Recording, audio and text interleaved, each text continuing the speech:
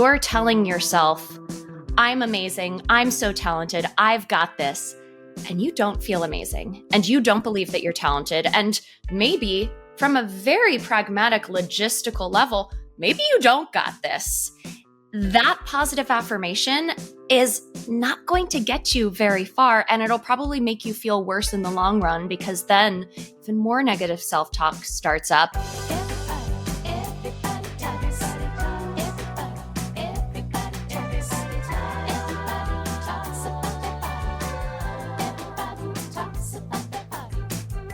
Hey, everybody, this is Lori Schulweiss. And I'm Jen Giammo. And welcome to another episode of Everybody Talks, the podcast where we explore the wide world of wellness. Sometimes we talk to experts, sometimes we just talk to each other, but we're always talking to you. Every week we discuss topics from nutrition and exercise to mindfulness and self-care. And today we are talking all about negative self-talk. Let's get started. She is a nationally recognized author, speaker, mindset coach, and self-talk activist. She's the founder of Want, Women Against Negative Talk, a platform that gives women tips, tools, motivation, and inspiration to move forward fearlessly in their lives by shifting their negative self-talk patterns. As the host of the long-running self-talk podcast, we just learned 10 years old, WantCast, the Women Against Negative Talk podcast, she tackles subjects like loneliness, jealousy, and self-worth, and interviews visionary women about taking a proactive approach to life's high highs and low lows. She's been featured by Lululemon, The Cut, Mind Body Green, Live Strong, and has coached some of the world's most prominent brands and leaders on building confidence and creating impact. She's been praised by CNN as a woman empowering others around the world. I love that.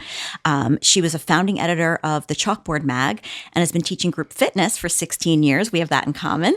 As an actor, singer, and a host, she's been seen on network TV and feature films, as well as on stages both regionally and off-Broadway. Her debut book, Want Yourself, Shift Your Self-Talk, and Unearth the Strength in Who You Were All Along, is available now. Please welcome to Everybody Talks, Katie Horwitch.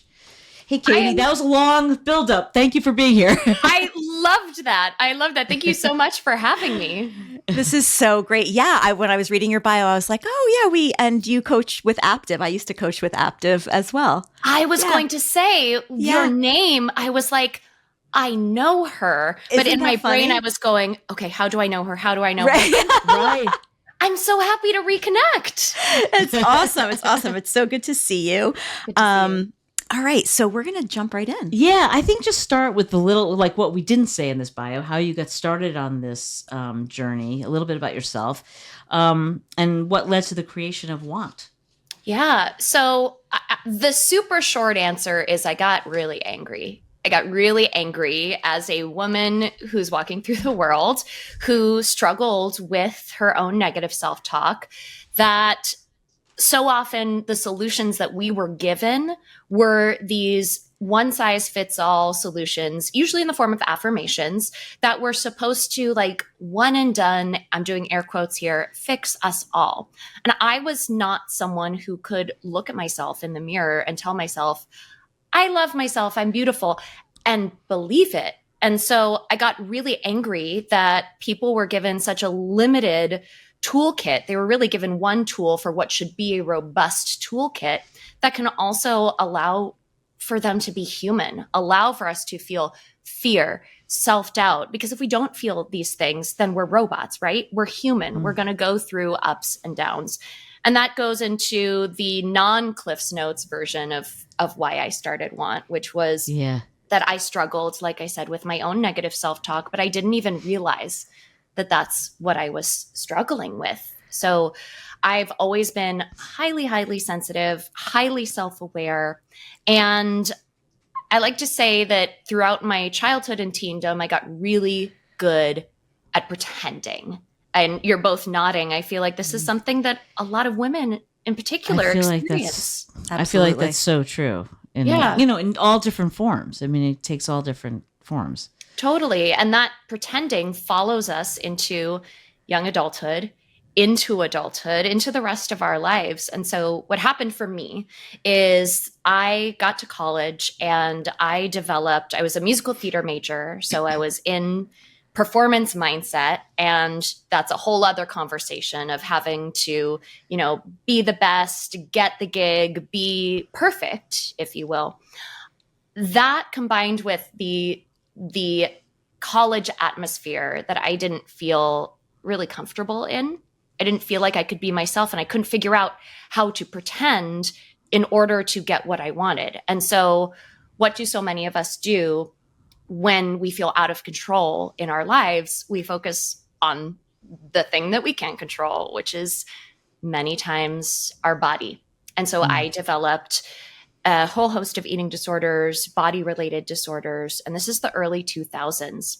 And I knew that there was something wrong with me because it was affecting my voice as a theater major. It was affecting my social interactions. But there wasn't this robust conversation that we have now in 2024 about mental health that was going on. And so I was like, where are the tips and the tools and also this motivation and inspiration that I'm seeing start to unfold in this emerging wellness industry? Where are those things for people like me who can't just say a pretty thing to themselves and believe it, and also don't fit the requirements of what it looks like or sounds like to have an eating disorder or a mental illness in the early 2000s. So I started to get really curious about what is actually going on with me. How did I get here? And then once I understand that, maybe I'll start to understand how I can move forward. Yeah. Wow. And I would think too, like being musical theater and performing and being up in front of other people and feeling like you're being judged and feeling like everyone is, so that has as another, excuse me, another component to it of, I'm not good enough, or I need to look a certain way, or so that's a lot of pressure. Yeah. A ton of pressure. It was something that you said, like this one size fits all, this like tell yourself this affirmation. And it's like, well, if you don't really believe that, what is that doing for you? How is that helping you? It's not, and I feel like there's so much out there, even still today, that's like, you said something in your book, like one of the cliches is like, well, we all have the same 24 hours in a day. And what do you do with it? And it's like, come on, like really, Right.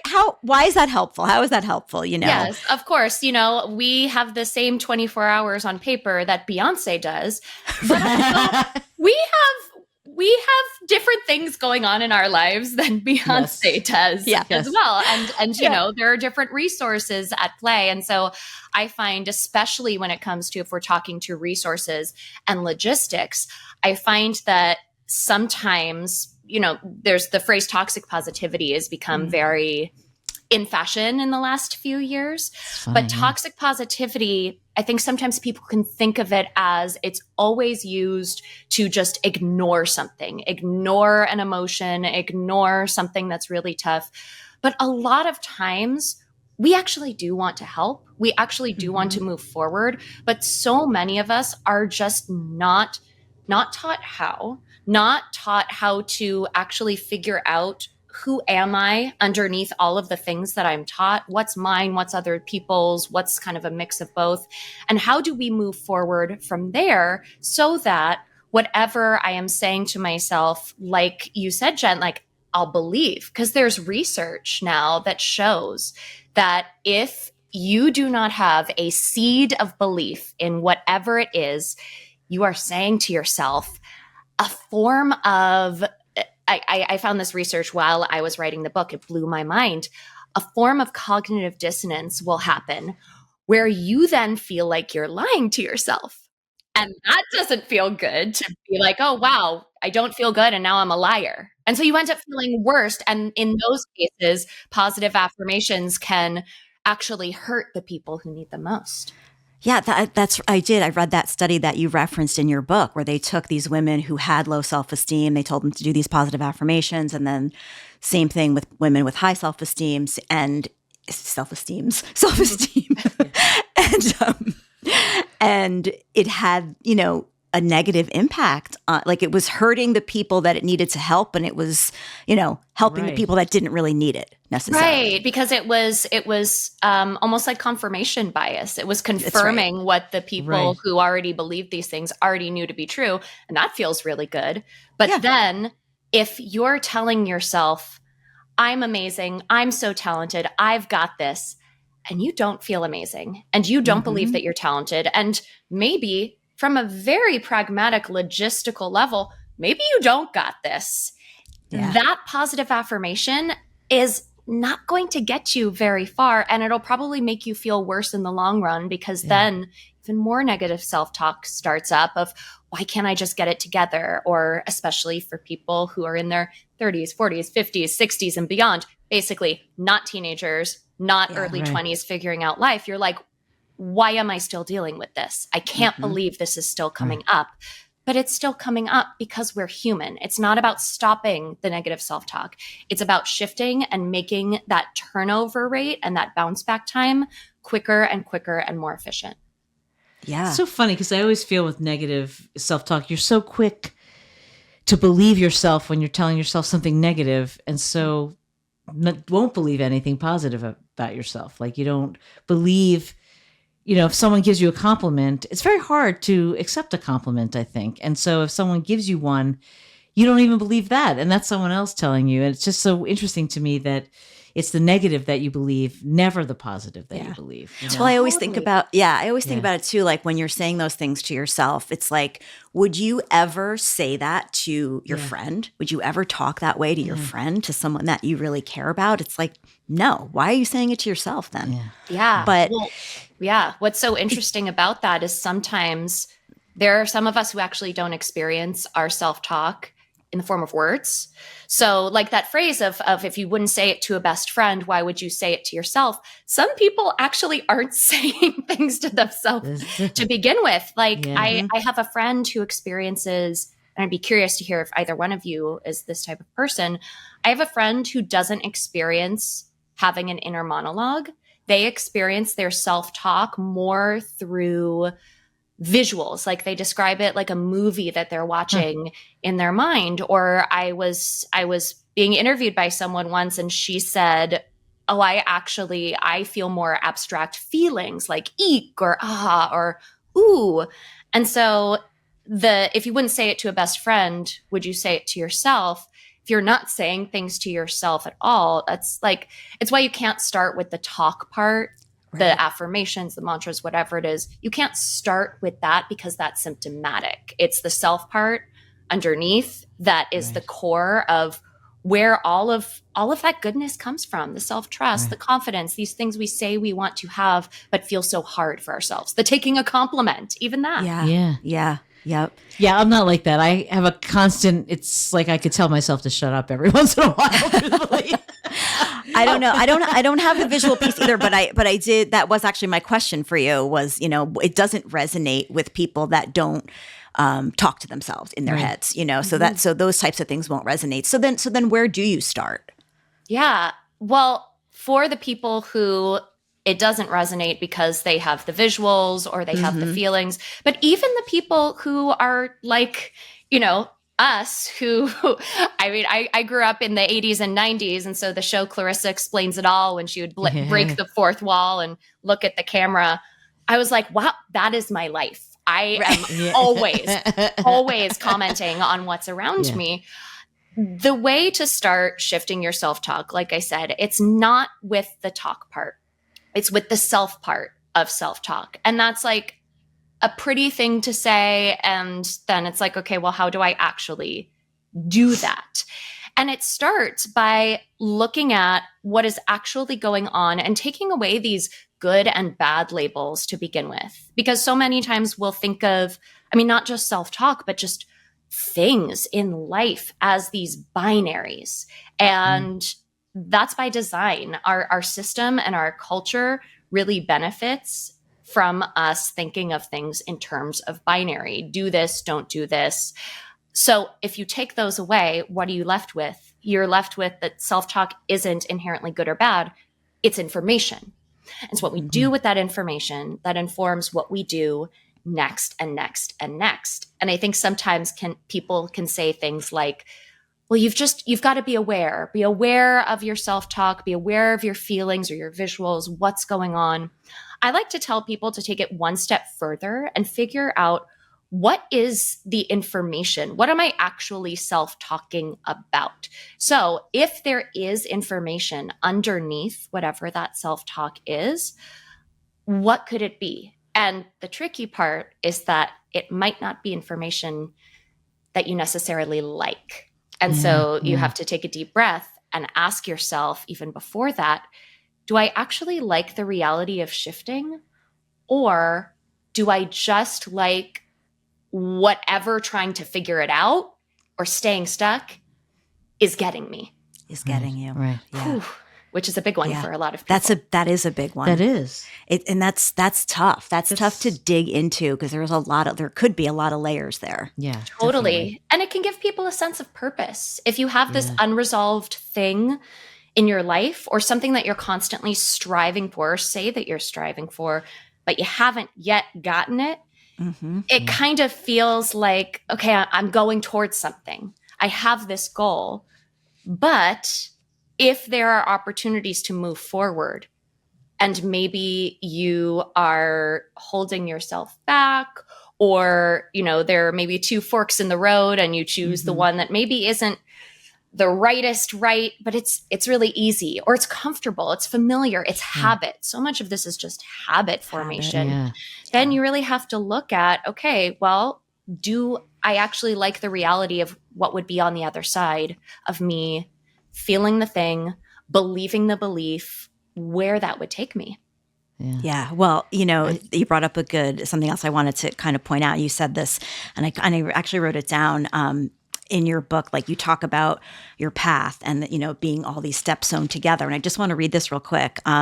You said, each micro moment matters and helps shape our self-told story. I don't see that as all over the place because you referenced prior to that. Right. And this very much resonated with me because I'm told often that I'm all over the place. I have all these irons in the fire. So I loved reading this. You said, I see it as open eyes and a story spread wide. I'm not a doctor or a clinical psychologist. What I am is a professional noticer. My expertise lies in not knowing all the answers, but taking in and processing the world around me and communicating it in a way that helps you ask better questions. And I love that because I've been accused a lot that, of all these balls in the air and I'm all over the place. But to me, it's like the more I kind of put myself out there and do different things like this podcast. I mean, we started this a year ago and I knew nothing about doing this and didn't even know that I wanted to do it.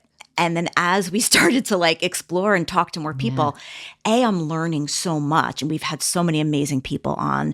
And you just keep digging into other things and that leads you to something else and something else and something else. So it really is not a question there. I just wanted to comment on that. I feel you in that. And I love that, I feel seen. I feel like sometimes I would like to just focus on one thing, though. I just want to add. Well, I mean, it's sort of an and both, right? Where I think that a lot of us, and look, I have been accused, like I wrote in the book, I've been accused of the same before, and what that did for me. Hearing that over and over again, it made me question myself and it made me think, well, if everybody feels like I'm all over the place, then am I? Do I not have a focus? But I was like, all right, what's the information underneath that? And it was that I hadn't developed what I call your through line throughout everything that I do. Because I had this feeling that everything was connected, but I didn't know exactly how. And so that wasn't translating out in the world necessarily. But your through line is really the common theme in everything you love and the common goal in everything that you do. And those could be on the outside. They could look like completely opposite things. You could be a lawyer who also loves putting on cabaret performances. And you're like, first of all, I want to be friends with that person. You're kind of like, huh? But with confidence and trust in that through line, not only does that give you sort of some ammunition to throw to the people who are like, you're all over the place, but it also helps you find a sense of focus and direction and purpose in the midst of all of the things that you do, because it's not about the quantity of things anymore. It's about the quality of what you're actually putting forward in the world. And sometimes that requires one thing. Sometimes that requires 8 things. Right.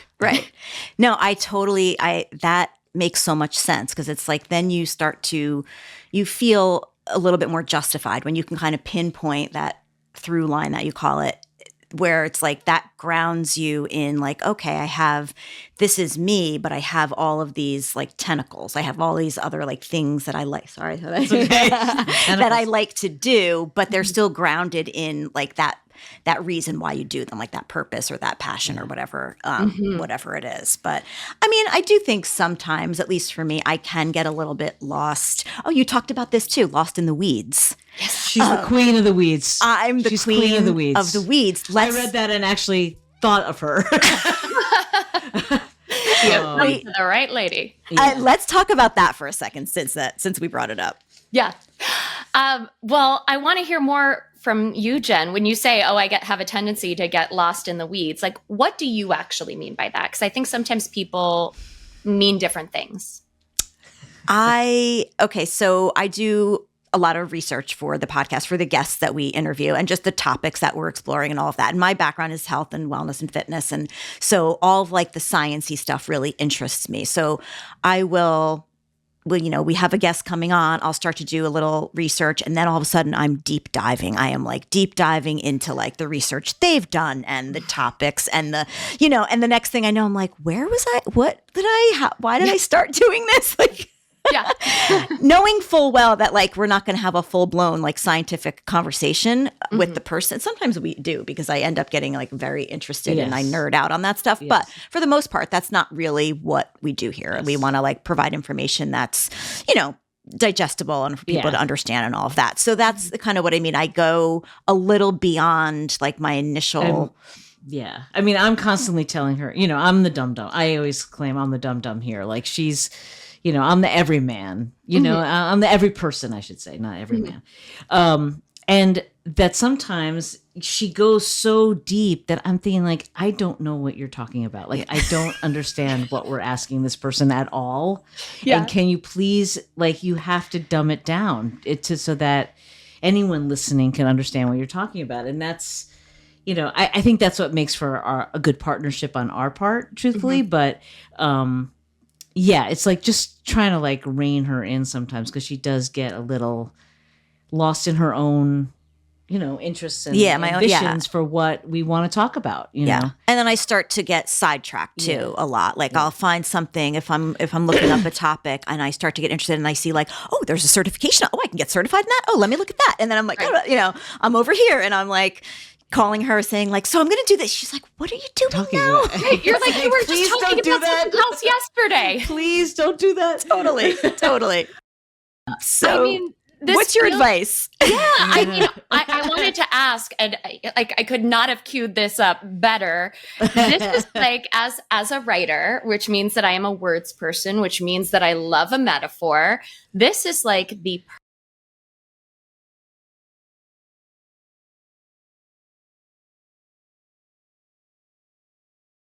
out there in the world, in gardens, weeds aren't actually all bad.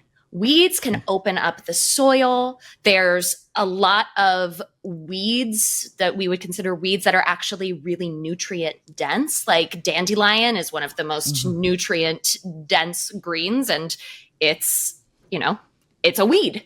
However, weeds become an issue when they sort of overtake everything. So it's not about eradicating all of the weeds from the world at all. That would be horrendous. They're there for a purpose. It's about figuring out how to maneuver around them, how to control them in a way that doesn't feel like this hyper white knuckle clinginess, but allows the weeds to be beneficial, while also not taking over everything else in your day, your week, your life. And so getting out of the weeds, I really like when I work with clients who are honestly like us, because my partner says the same thing to me, where it's like, all right, let's focus it in. And that's important. And also, I don't want to lose the magic that the weeds bring. So something that has really helped me, that helps my clients, is asking the question of, what is my priority? And is this one of them? Yeah. Because, and that's a really, really simple question that you can ask when you are trying to figure out what you're going to wear for the day before maybe you're going to an event where you want to look nice, to when you are researching. I can relate to this deeply, researching a guest for a podcast, and you start to look into all of the different, all of the different tentacles, using your term, that you can go and look at. It's like, all right, what is my priority? Is this one of them? Which allows you to say, okay, I actually do want a little bit of science to back up what we're going to be talking about here. And so that is a priority. Is it my priority to know all of the science? No, but maybe a couple talking points. And that can start to redirect you when you have gone so far into the weeds. There's another way that people describe being in the weeds, which has to do more with schedule overload and the minutia of the details in your life. I talk to a lot of parents about this who are managing not only their lives, but their children's lives as well, especially like, oh my gosh, God forbid your kid is in an extracurricular activity. And then you're also, or you have multiple kids who are all into different things. Like, you're managing a lot. And I hear people say, well, I feel so stuck in the weeds of the minutia of my day. What is my priority? Is this one of them? That's a question that can help those people as well, because that can start to set up guardrails around how much time, energy you invest in a certain thing when you start to pull back, and also remind you of what your priorities are in the first place. Because if your answer is, what is my priority? Is this one of them? And your answer is, well, it's not really a priority. But what is my priority? Then it's like, that's when the really good stuff begins. And you can start to look at your situation, look at your life, and be like, all right, what actually matters here? And whether I like it or I think it's fun or whatever it is, what actually matters? And how can I start to orient things so that the big focus is on that, while all of these different micro moments are going on. And it seems counterintuitive, but it actually allows you to be more present in the moment that you're in versus giving your all to every single tiny moment. Because when you're giving your all to every single tiny moment, it's sort of like, well, if everything is the most important, then nothing's the most important, because there's no hierarchy there. And so that ability to sort of figure out, okay, what is it that I'm actually working on, moving towards, whatever it is, allows you to meet the moment that you're in and maximize it in the way that feels like maximizing it for you or the person that you're working with in some instances. So, yes,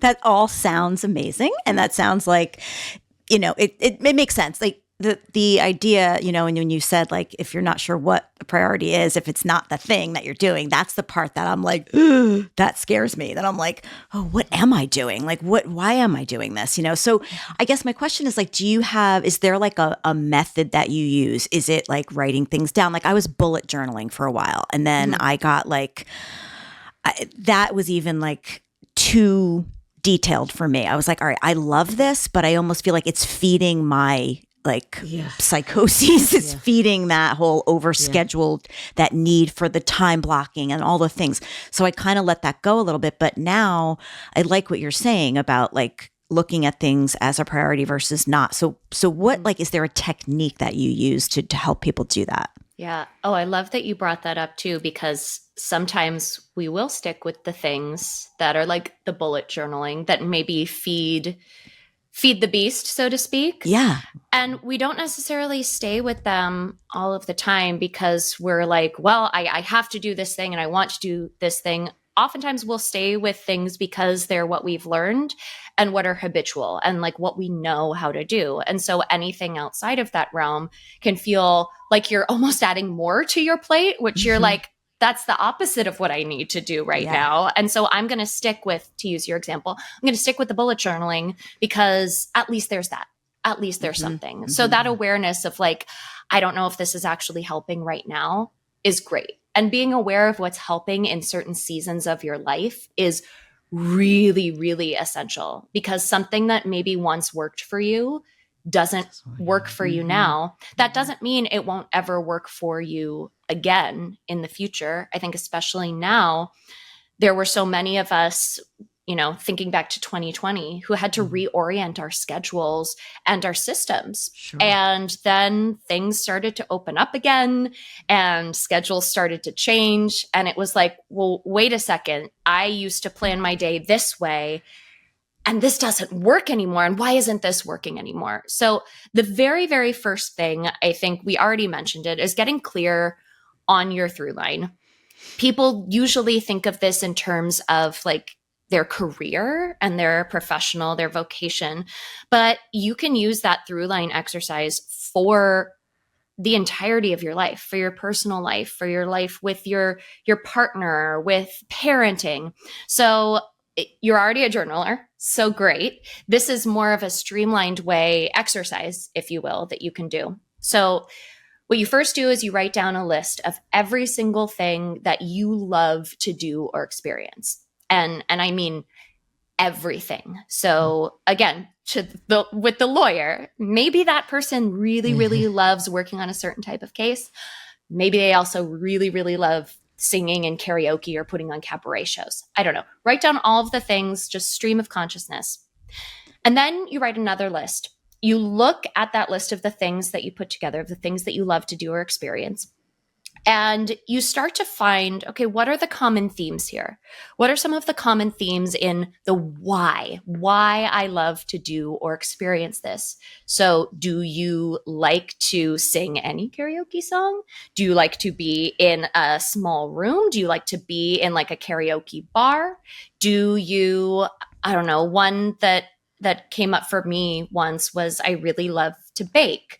But when I got deeper, I was like, I actually don't like to bake for myself. And I'm not like a stress baker, which I think some people are.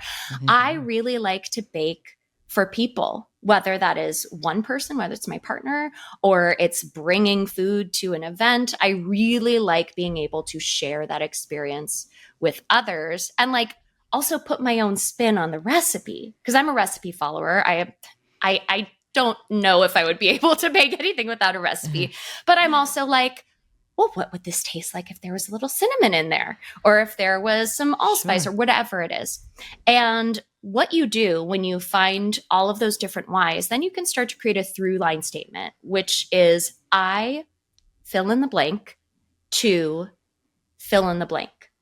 So for me, for example, my through line statement as someone who loves writing, singing, strategizing, baking, dancing at Beyonce concerts, fitness classes, you name it. There's a lot of things on that list. But my through line statement is I use my unique voice to help others find, use, and own theirs. And with that through line statement, that allows me to not only figure out, okay, what's next in my career, but it helps me figure out what's next in my day. Or if something isn't really feeling good, then it's like, oh, well, is this me using my unique voice to help someone else find, use, and own theirs? It's not. Okay, so then what's my priority? Is this one of them? You can start to put these tools, like these tools from the toolkit, together to move forward in a way that feels true to you and feels like you can trust yourself to move forward. Because that's really like, we want to move forward confidently in our lives. If you look up confidence in the dictionary, confidence just means trust. So self-confidence, self-trust. How do you build self-trust? You get clear on something and you are good for your word.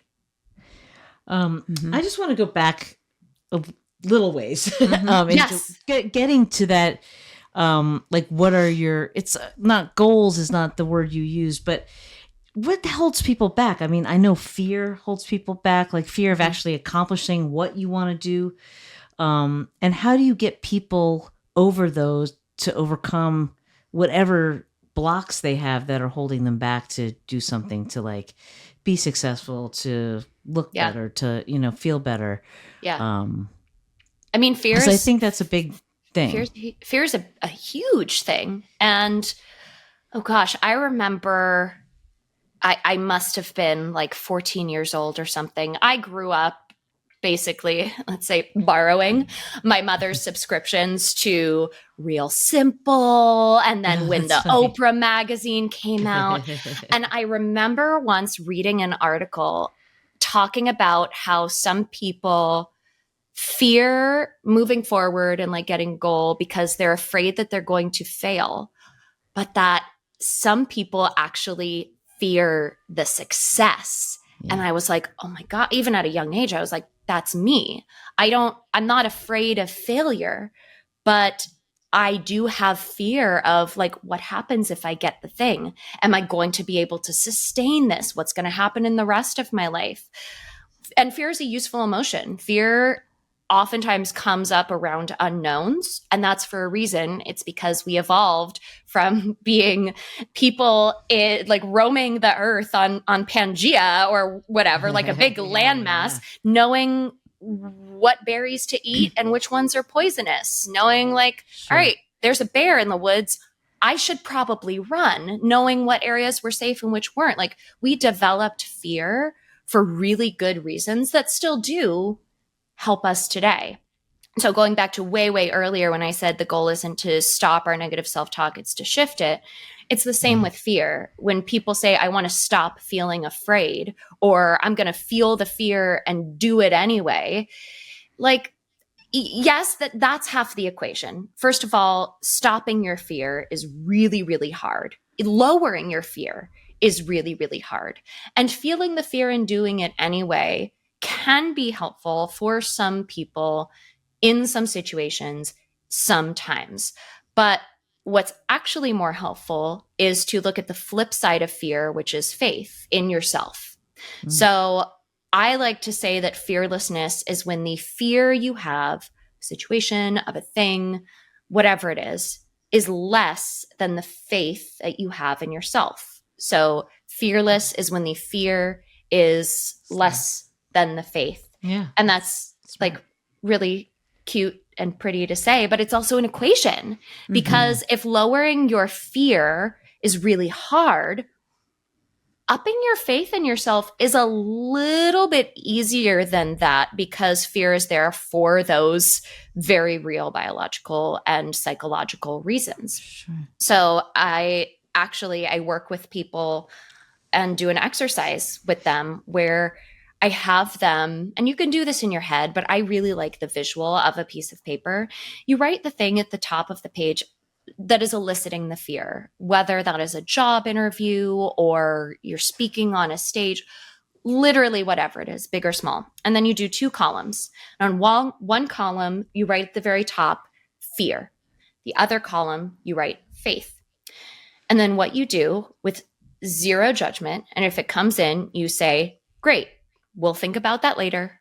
We're going to be in it now, which is, it helps a lot, because when you give yourself permission to think about the things and ruminate on the things later, but you're like, but right now we're going to be in this moment. Sometimes those moments actually don't come later, but that's just a side note. So when you're writing down the things in the fear column, you write down every single little bullet point that you can think of that has to do with why you're afraid of this thing. So whether that's, I'm going to look foolish, or maybe fear of success, I won't be able to manage my life, all of the things, you write them down and then you number them, which is really, really important. You have to number them. And then on the other side, in the other column that says faith, you write down all of the micro reasons that you have to have faith in yourself. And that might be hard for some people, because many of us are out of practice when it comes to having faith in ourselves. So I'm talking like super granular things that you would probably take for granted in any other circumstance or world. You write them down. I did this before I did like a big keynote at a presentation once, and I wrote down, I know how to hold a mic, and I know how to project, and I know how to project my voice. So if the mic goes out, like, you write down all of those little things and you number them. And the goal is you keep going with those faith points until the faith literally outnumbers the fear. Sure. And then you have a visual, and then you have proof. And then it's about, okay, how can I strategize? What are the things that I can do, knowing that I have faith in myself, to start to move forward in a way that feels in alignment with me, in a way that feels self-trusting? You can get really clear on, okay, how do I want to look and feel and act and sound in this situation? How do I want to feel after? Like, getting clear on all of those things. You're not going to be able to control everything, but there are some things that you can be mindful of and control at the get-go that can keep you on track so that you don't get distracted by other people's stuff along the way. Does that make sense? Yeah, totally. And I love the idea of hard, writing it down. It is, Yeah. it is hard. And like, but the writing it down so that you see it, because sometimes like, and you know, and I've, obviously we've all heard this before, this fear of success. And I never really understood it, because I'm always like, we talked to a financial expert a while back, and she's like, you know, people fear money. I'm like, I have no fear of money. Like I am not afraid of it at all. Bring it on. Like, and same thing goes for success. Like I understand where that comes from, but I guess I don't, I can't logically come up with a fear that, and I'm sure that of course I have them because everyone does, of something happening in my life that is, you know, represents success. Like to me, I'm very open and welcoming to that, but there must be fears, because I like, See, I would, my argument to you on that is that I feel like, here, you're analyzing us, Katie. Thank you very much. So, I'm having so much fun. I was going to say, there is a part of you that I see that where you don't think that success is going to come. So why, you know, it's like there's a lack of belief that in could yourself. be it. That could be it. So why should you fear something that you think isn't going to happen? You're You right. know? That's a really good point. Yeah. That's a really good observation. I think you've learned a lot of things in all of these conversations all where of now she's analyzing me. Yeah. No, because I see that in you. I mean, I see that. Or I guess what I see as success, or my, you know, sort Yes, of that's different too. definition of it Yes. might be different. And Yes. so I do, Yes. I put a lot of pressure on myself. Yes. And maybe that's a form of fear too. You know, it's like I put that pressure on and I think like, well, that's never going to happen. So I'm not going to worry about that. Or, you know, again, back to the negative self-talk. Yeah. That's, I mean, I'm the Whereas queen I think of. sometimes I'm the opposite.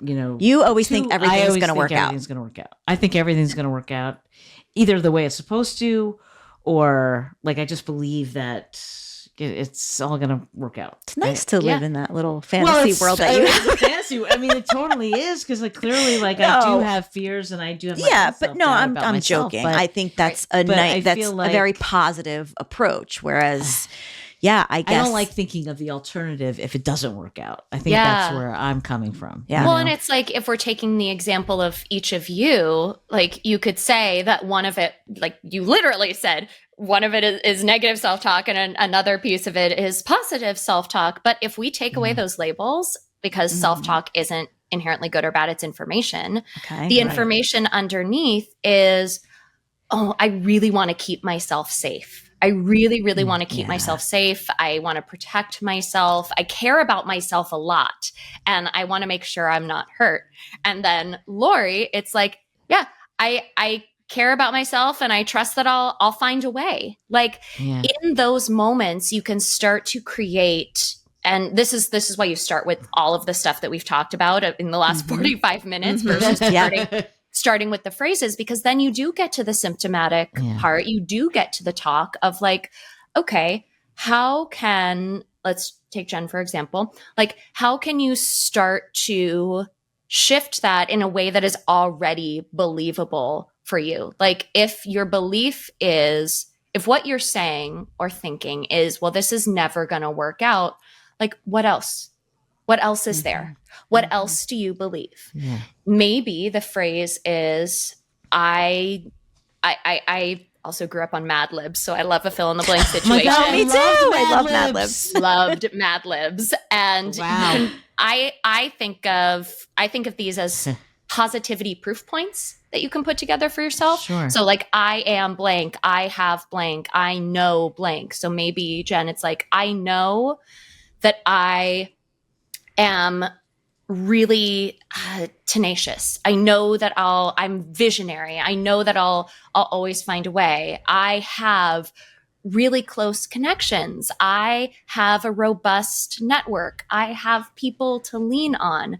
I don't know. I am kind.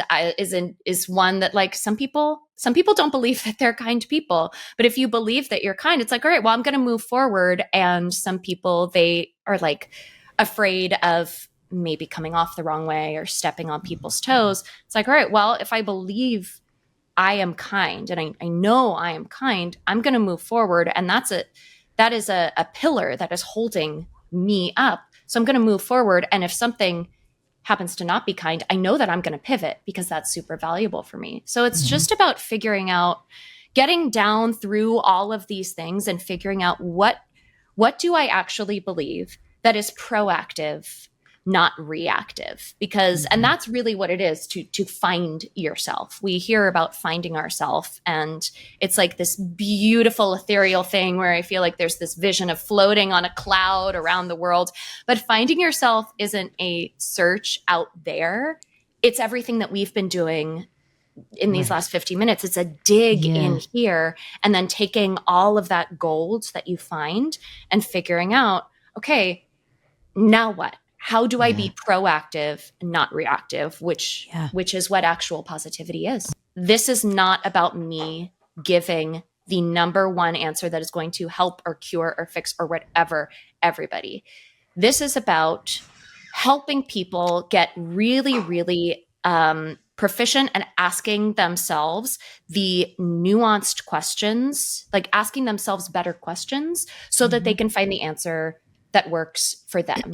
And that is something that I'm just like, I'm so grateful that I get to do this work. I'm so grateful that people trust me with this part of their lives. And also, it's like the biggest, we talked about success earlier, like it's the biggest success marker for me when I work with like one-on-one clients and when we end our sessions together, because who they believe themselves to be at the beginning of our sessions is very different than the end. And I'm like, that's the goal, because we don't want to stay in this loop of constantly striving. The world will tell you that you're not enough.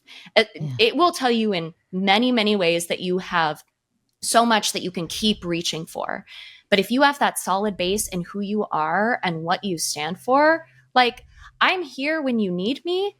But what I want is for you to be able to be the number one leader in your own life. And I wanted that because that's how I had felt. And that's what I knew that I had needed. I had looked outside of myself for so long. Once I started to gather actual information and find myself in that dig and then be myself out loud and then stay myself when life kept lifing, which is usually the hardest part because that's when we want to go back to pretending or hiding or whatever it is. That's when I started to, like, not to use the name of the platform and everything, but that's how I started to want the self that I already was instead of wanting to be another way. And it's what I hope and wish for every single person. It's what we all deserve. And it's what's going to change the world, by the way. Kudos to you for doing that and having that confidence and that faith to know that it was going to come back around. That's what success is. I mean, it's funny because I always say, and this is usually meant in a negative way about people, what goes around comes around. But talking the way you just have makes me think, well, what goes around comes around could be a positive thing too. It's like you just weren't ready for whatever reason. I mean, you really did put your money where your mouth is, or put your words down in a book that now everybody can, learn from. And that's really extraordinary. Yeah, it's super inspirational what you've done with this platform, but just in your life. Like, I just think it's super cool how you really, look, the best ideas and the best, I think things come from your personal experiences, right? And how you get through something, or And you've done that yourself, and now you're doing that for other people. So I just think that is, it's amazing. Yeah. And we are so grateful that you came here to talk about this with us. So thank you so much. The book again is Want Yourself, Shift Your Self-Talk, and Unearth the Strength in Who You Were All Along. Yeah. Katie Thank you Horwitch, so much for being here. This was the best. Thank you so much for having me. Thank you. Thank you.